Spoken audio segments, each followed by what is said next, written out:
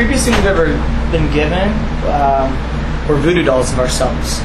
And they had this sewn mouth, and it was really, really bizarre. And we didn't know if we should throw them out or if we should keep them or whatever, because we didn't know if if we threw them away and they got crunched or something, if we would break a bone or something. It was really, really bizarre.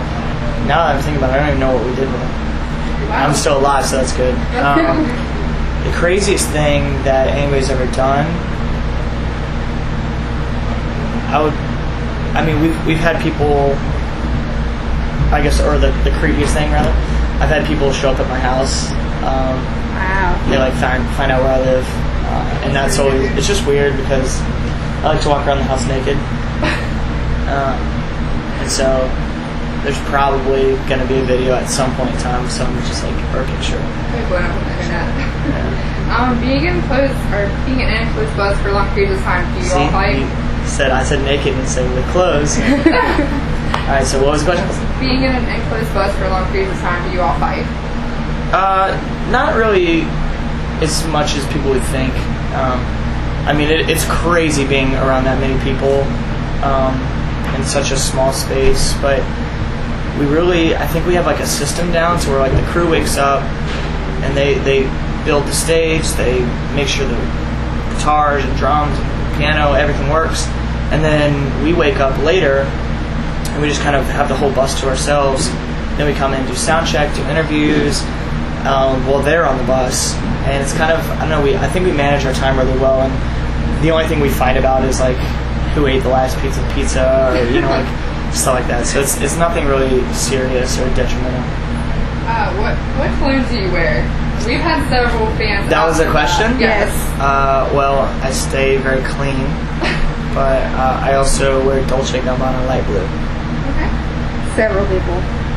Some people ask the question. Yeah, several. Well, I always see on Twitter people say that I smell good, and that's really nice. But I thought that was just kind of a common thing for people to say. Maybe not. At least I don't smell bad. Yeah, that's good. It could be worse. What's your favorite song to play live? Right now, it's probably Find You There. Find You There is a new song that we just put out, and it's the very first song of our set. So everything can go really, really well or really, really horrible, and so I like that, adrenaline. And I get nervous before I go on stage, and it's just getting through that first song is kind of depicts how the rest of the show will go. And the tour has been amazing. It's so much fun to open with that because it is a new song, and it's cool to see if people really know it or if they don't. Usually people go out to a song that everybody knows, and we just wanted to come out to a brand new song. And it's proven that people are enjoying it. So that's my favorite song to play. What would you say your biggest motivation is? I think just not letting anybody down. I don't know. Ever since I was a kid, I've always been a selfless person. But I think when I started writing music and doing the whole band thing, I've always just kind of wanted to make everybody feel better and around me, and just make everybody just happy in general. And so I think that my motivation probably just comes from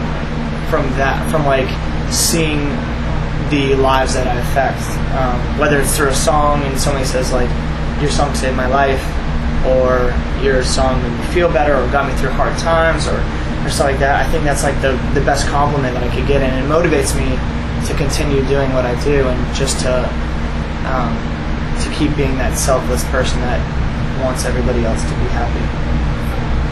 In the band, if there was a zombie apocalypse, who would die first, you think?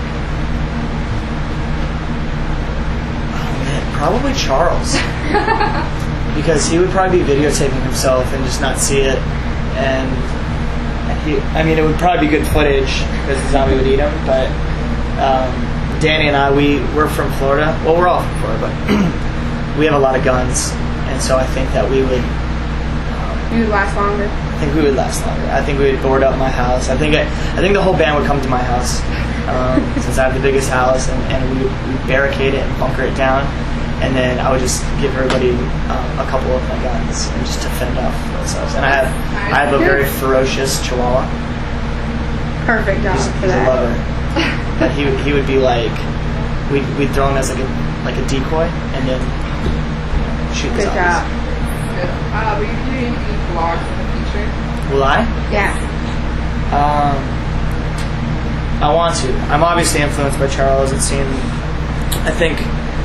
what he does. But I think it would just be fun, years and years and years down the road to remember, like almost it's kind of like a diary, a journal or something like that. Since I don't really do a journal or anything like that. I mean, I write songs, and each song that I write is about my life and that moment of living. So every time that every song that we've ever put out, I always remember when I wrote it and what I wrote it about. So that's cool. That's my diary as of now. But I think a vlog would be cool. I don't know who would watch it. I mean, if people watched it, I would start one. We had a lot of people ask about Yeah. these. I think you get a lot of people that watch that. And the last one, what's the must-have on tour? The most what? A must-have. On tour? Oh, a must-have. Fresh socks. But you're a clean person. Yeah, well, I mean, think about it. Like, the smelliest thing in really any given household is probably shoes. So if you have fresh socks, then you don't have to wear your shoes barefoot, which a lot of the band and crew like to do. Yeah. And then when they take their shoes off, like in the bunk area where we all sleep, it's fresh because we have fresh socks.